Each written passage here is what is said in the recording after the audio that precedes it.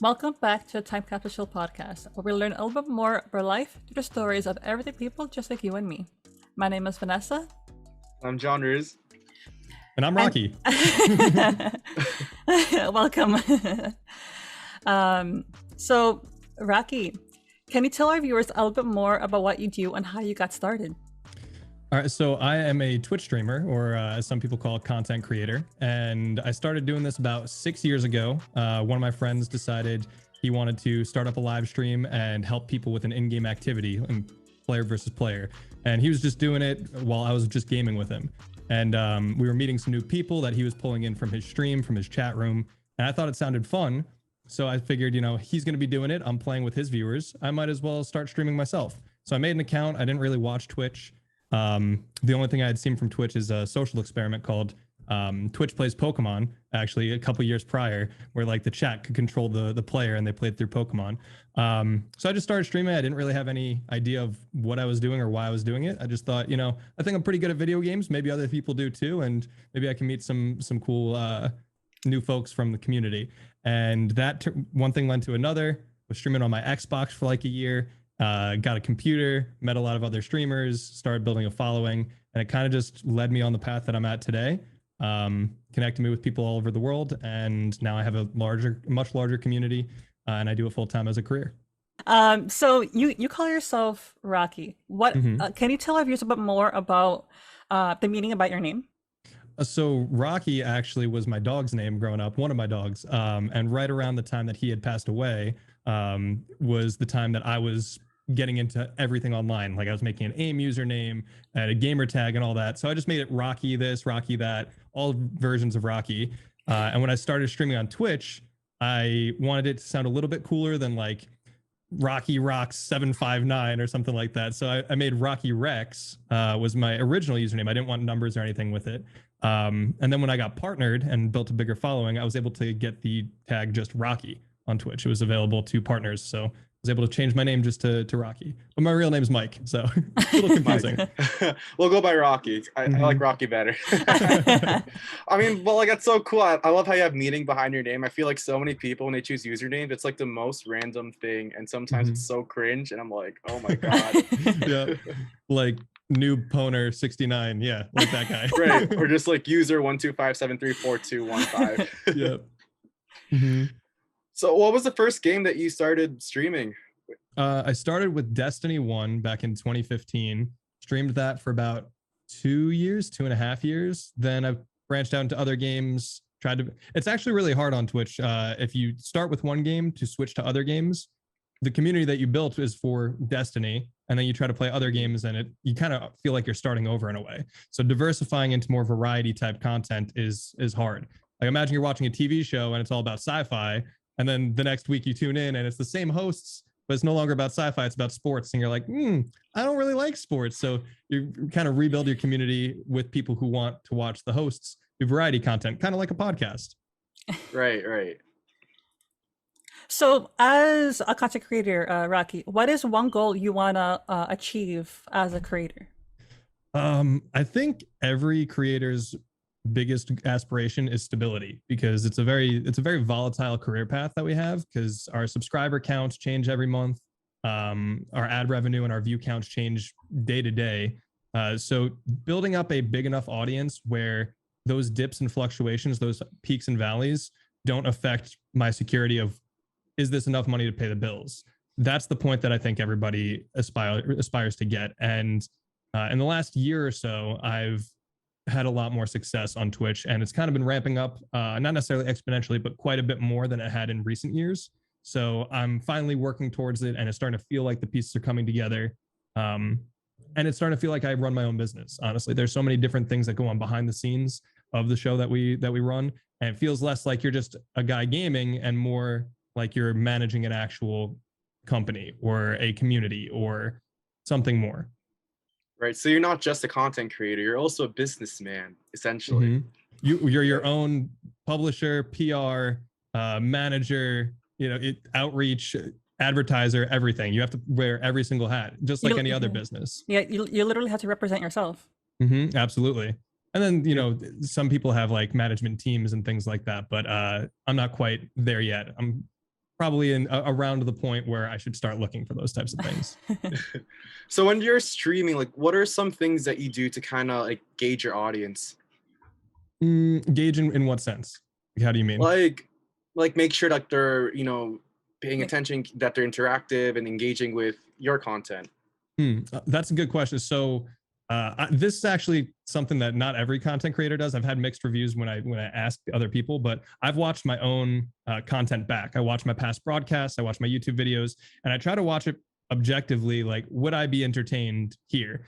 And I'm very self-critical. So I'll notice like there are certain times that I notice that I'm not speaking, or that I get distracted, or I lose focus. And those are down points where people might just hit the back button. If I look bored, then they're bored. So I try to make sure that I'm constantly talking, reading things from chat.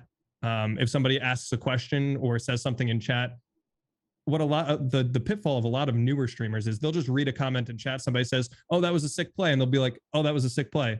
Thanks," and then they'll just move along.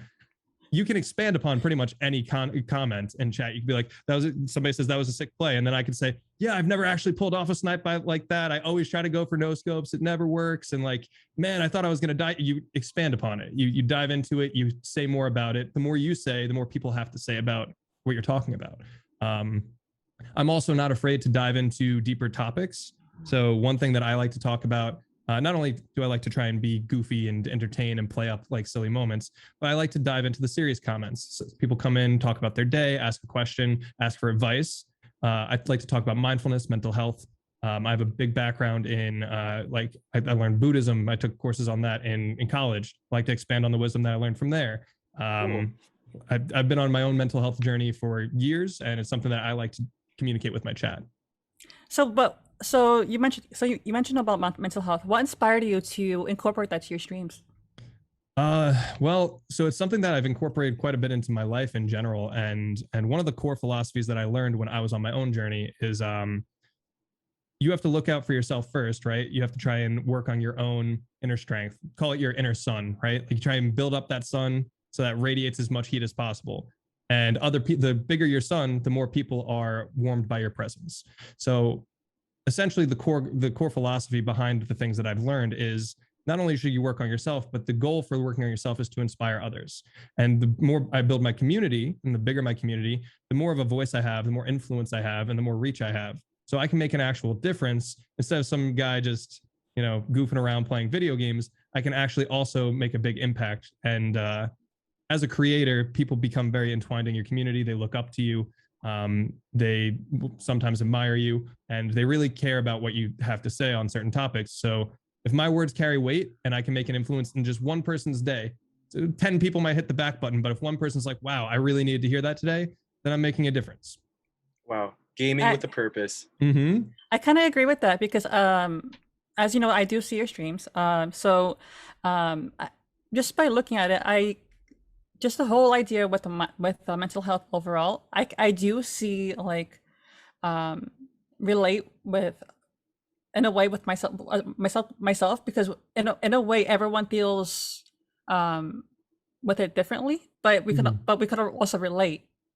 Right. Yeah. Everybody has their own experiences and everybody's going to relate in different ways. And that's kind of the point, right? Like, I think that gaming has been one of the best things that happened to me because it connects you with so many different people and so many different backgrounds and experiences. Like, you don't know who's watching. You don't know what experiences they've had, what kind of life they've led, and what affects them. And everybody's got their own set of problems. So instead of it being like a therapy session, like somebody vents their specific problems and we talk about it and work through it, it's more like, here's general advice on when you're dealing with these emotions or this feeling or this kind of resistance.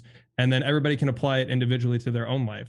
And that's how they build actual strength. Because like, if I just solve someone's problems for them and I'm telling them, do this in this situation, they're not actually learning how to solve the problems on their own. But instead, if I talk about my own experiences and then figure out how they relate to it and apply it to their own life, right? I'm being open, I'm leading the charge, I'm leading the discussion, and I'm leading the way by showing, hey, this is how I take action. It's up to you to figure out how you take action, and it becomes a relatable thing. I feel like I will agree with you there because I feel like just hearing your story overall, even through Twitch, also inspired me to also share my own story. Because again, even though we do have different stories to explain, we all can really somehow, some way with this experience. It's also helpful for me because when I'm talking to other people about, it's a reminder for me of things that you might otherwise forget.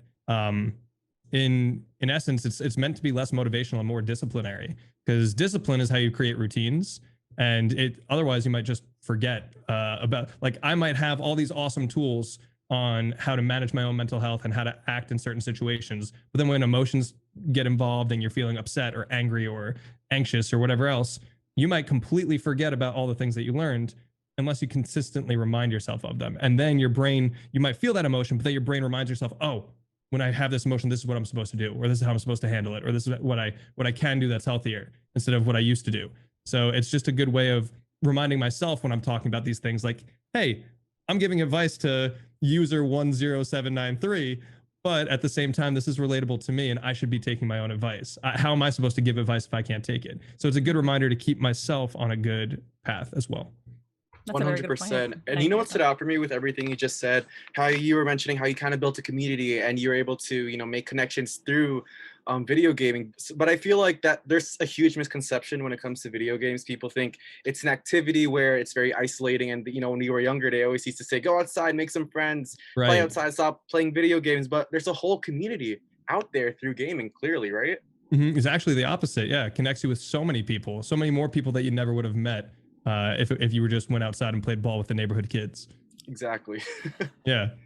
And it's whether or not some people don't think that that's real. And I think that that's one of the biggest things with misconceptions in gaming, but as it becomes more mainstream, is that people don't understand, like, why would you watch somebody play video games on Twitch? That's the question that everybody asks. My friends, my family, when I first started doing this, why would you just watch somebody else play video games? Why wouldn't you just go play them? Well, I mean, the counter argument there is, why do you watch somebody play football? Why do you watch somebody play baseball? Why do you watch somebody report on the news instead of going and journalizing yourself or experiencing these things yourself, or go to these events or these concerts? And part of it, it's more than that. So not only do you watch people for professional level gameplay, like somebody's winning tournaments and is the best player in the world, I might watch them so I can improve or be impressed. It's just impressive to watch. But these communities that you build online, it's camaraderie, it's friendship, it's more than that. You can learn, you can participate, you can do a lot of things. It's more than just watching somebody play video games. Right. Even if you never meet them in real life, the connections are still there and you still learn something. Absolutely. But it can be, so that can be a good thing and a bad thing. So that touches on something called parasocial relationships, which is like, you feel a lot more connected to somebody if you're watching, like if you're watching my stream all the time, you know my voice, my mannerisms, a lot about me, I share my background, and you might feel more connected to me than you actually are. So it can create some, what they call parasocial relationships, which can be unhealthy if you don't keep them in check. Oh, wow. That's important. I never knew about those. Because sometimes people feel more connected than they actually are. Like, why is this person not giving me the same attention that I'm giving them? It's because I have 300 people talking to me in a particular stream. I can't give all of them the same attention when it's one-on-one to you. To you, it's one-on-one. To me, it's 1 versus 100 or 200 or 300. Right. Well, let's say you weren't in this content creating field, you weren't gaming. What else would you be pursuing in your life? That's an interesting question. It's a hard one. So before I was doing full-time streaming, I was doing insurance sales, actually. I've been in sales in a couple different fields, a couple different industries. I like talking to people. I like presenting. I would love to have a career path as just a presenter, like get up on stage, talk to people, love public speaking. Most people hate it. I love it. And I've been good at it. So maybe something to do with that, or motivational speaking, life coaching could be a really cool career path. But one of my biggest passions, actually, if I had followed that instead of gaming, is science. I'm huge into astronomy, astrophysics. I filled up all my electives in college with astronomy and physics courses. So a career in physics, astrophysics, theoretical physics would be a really cool career path for me if I wasn't doing this. Do you think you'd have discovered something new in science if you pursued that? It's hard to say. Research is one of the big reasons that I didn't pursue that, because I'm more of I like to just speculate and come up with ideas and just talk about cool stuff that we already know, or talk about hypotheticals. The actual research and finding, your own different, like, ways of proving or theorems to prove what you're hypothesizing is a lot more, I guess, mundane than the actual fun hypothesizing part of physics. So maybe a career in teaching physics or astronomy or something like that would be, it fits both worlds, public speaking, education, and it marries that with my love of science. So we're now at the segment of the show we're like to call past, present, and future, where we'll be exploring 3 different periods of your life. So how do you see yourself now, and how does it compare to the person you were 5 years ago? So now versus 5 years ago. 5 years ago, like I told you before, I was just starting out streaming, right? I didn't really have a path in mind. I just knew I liked it. I liked gaming. I was more into competitive gaming back then. So I was trying to be the best at any game that I played because I thought that's what got viewers, right? That's why people want to watch. It was less community driven back then. At the same time, I did try a little bit to be, you know, entertaining and help people and build community, but I cared a lot about competing. So I had issues with anger. They call it, like, you know, rage, gamer rage, or whatever else. You get mad at a video game if you're losing or you're bad at it or whatever. Mm-hmm. And I also felt like this pressure to perform. Like if I wasn't doing well, if I wasn't winning, people wouldn't watch and I wouldn't be successful with what I was trying to do. So 5 years ago, video games were one of the only things in my life that actually made me angry because they're immersive. You lose yourself in the game. You're very focused. And as somebody with ADD, I don't focus a lot on a lot of things, but video games I would hyper focus on. So I'd lose myself in them. And I've worked for years on trying to control myself and be mindful of how I am when I'm gaming, when I'm really focused on things and not lose myself in them. So now I'm a much more calm person. I'm not as competitive as I used to be. I still enjoy competitive gaming, but I've also rebranded to more entertainment, community driven. I feel like I've matured a lot in that capacity, and that makes me a lot happier. I've really learned a lot about myself in the last 5 years, had some really transformative years, both with my career and personal life. And recent events have kind of let me see that I actually still have a lot more growing to do. So I'm excited to see that. I don't know where I'm going to go within the space, but hopefully a couple of years down the road, I've built an even bigger community. I've put my hand in a couple of other pots and diversified. Recently started on YouTube. That's been doing really well. So other forms of content, whether it's YouTube, TikTok, say I make my own product having to do with it, like my own merch or whatever else.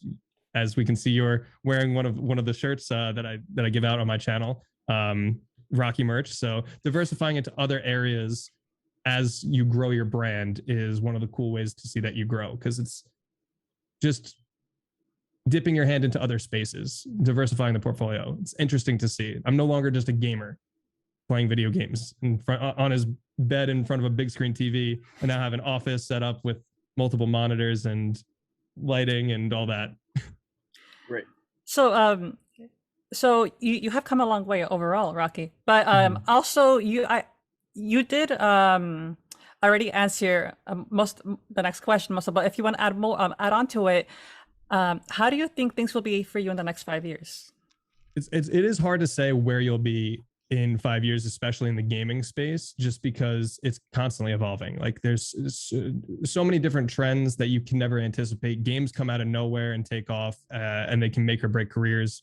Ninja, for example, one of the biggest names in gaming, he really became a mainstream celebrity because Fortnite came out of nowhere. Nobody was anticipating it really. They just released a battle royale. The game had been around for a while. It meshed perfectly with his personality and his skill set, and it created perfect content for him that he became the face and had millions and millions of followers and subscribers and really put him on the map. So hopefully in 5 years, I like to think that success is when consistency meets opportunity, right? So if you're consistently putting out a product that is good, you might not have the exposure or the tools to make that into something successful right now. But if you're consistent with it, eventually that opportunity will arise, which is why I've been consistent for years. And I really saw a lot more success, like a new window of success in the last year. So hopefully in the next 5 years, at some point, some game will come along that really vibes with me, with my community, with what I'm doing, and my mindset, and I can capitalize on the opportunity to go to the next level. If I'm still doing content creation 5 years, which I'd like to be, 5 years from now, I would really like to be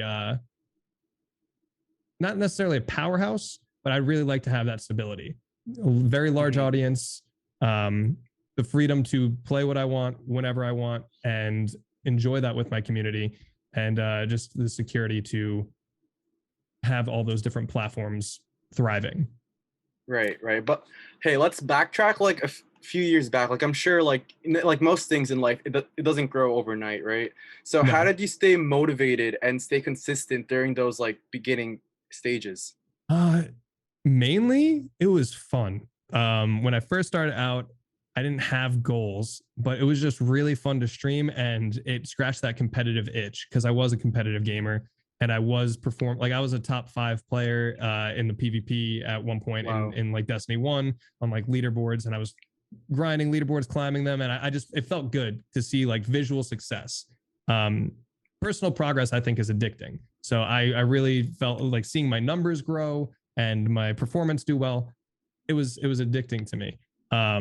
And I really enjoyed that. But the funny thing is, with how many ups and downs you have, my family didn't really understand. My dad used to tease me. He would say that I was beating a dead horse when I was trying to get partnered at first, or I was trying to build my audience.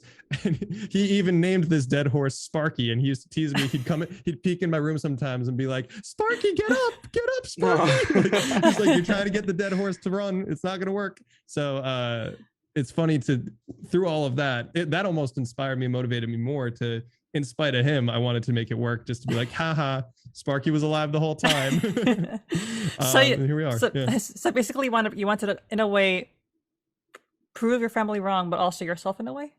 Yeah, I wanted to prove that I could do it.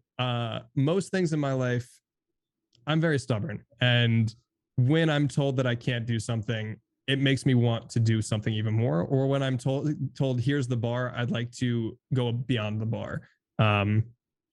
Like when my first job ever, my first like actual job was sales. I was selling knives for Vector Marketing, which is they would sell Cutco. And when I first went in for an interview, they told me, here is the paycheck of one of our like superstars. This is not the norm. This guy's a monster. He's like one of the best new salesmen that we have. And this is what he made in his first like 7 days here. So I saw that while I was in the interview room, and I was like, I'm going to beat it.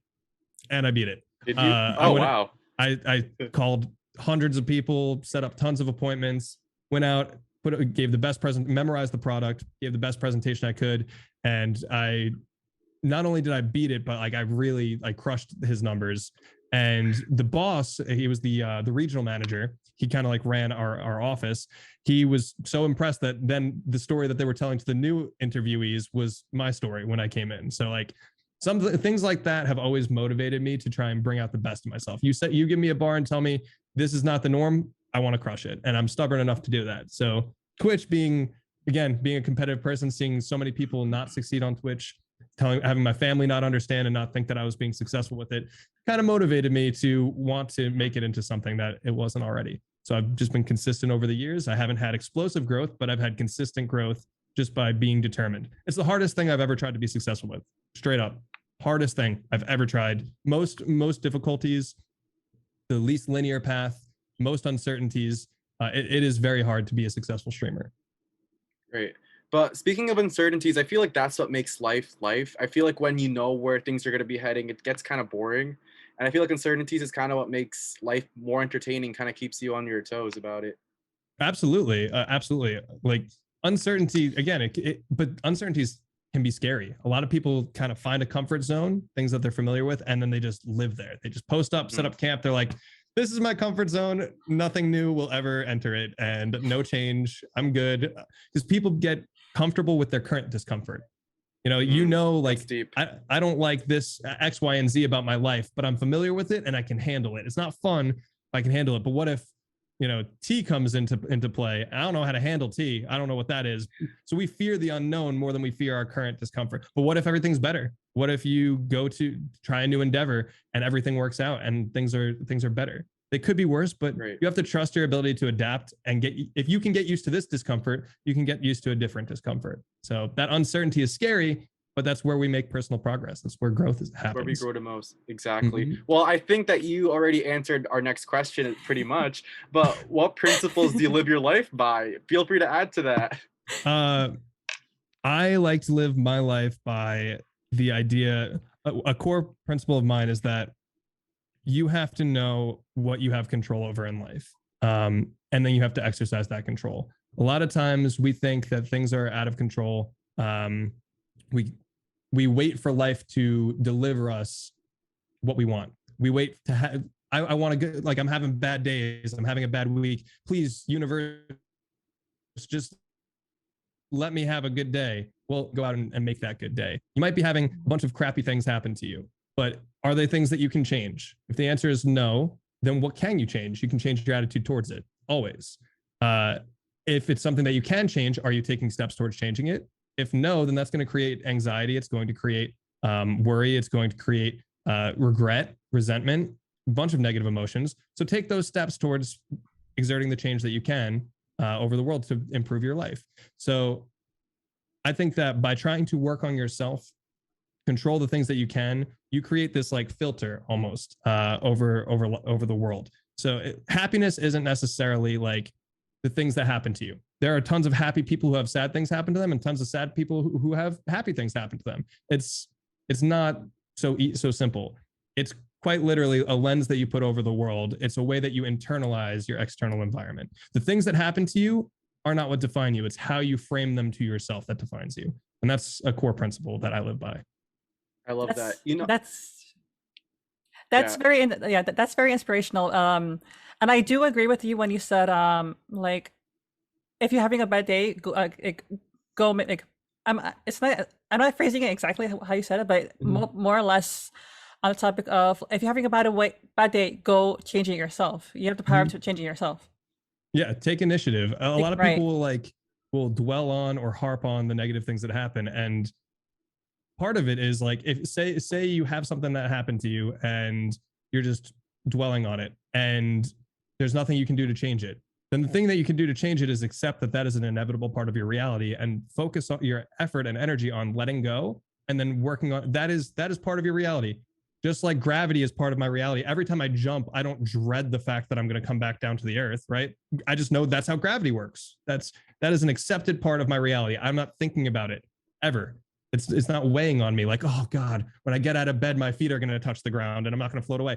That's not something I think about. So the negative things in our life that we don't have control over, focusing your effort towards accepting it can be that initiative that you take that can make you feel lighter. Great. Yeah, take that initiative. Yeah, I feel like it's always it's like up to the person, and it's all about perception. You can choose what affects you. Like there's this, I'm not going to phrase the quote exactly, but there's a certain saying that's like, why would you let 5 seconds of your day ruin the rest of your day? You know, it's up to you to decide if you're going to let it affect you, and it's up to you to decide if you're just going to let it go and move on. Right. Like my dad actually gave me this metaphor, but he said basically like, if you're tuned into a bad movie, if you have a bad movie on TV, so many people, you know, they treat their life like, man, they just talk about how bad the movie is. I wish I wasn't watching this movie. I hate this movie, this, that, the other thing. They don't realize you've got the remote. If you don't like the movie, change the channel, tune into a different frequency, tune into a different channel, change what you're focused on, right? Because your focus dictates your thoughts. Because whatever your focal point is, that's what your brain is consumed about. Those are the thoughts that are popping into your brain. So your focus dictates your thoughts.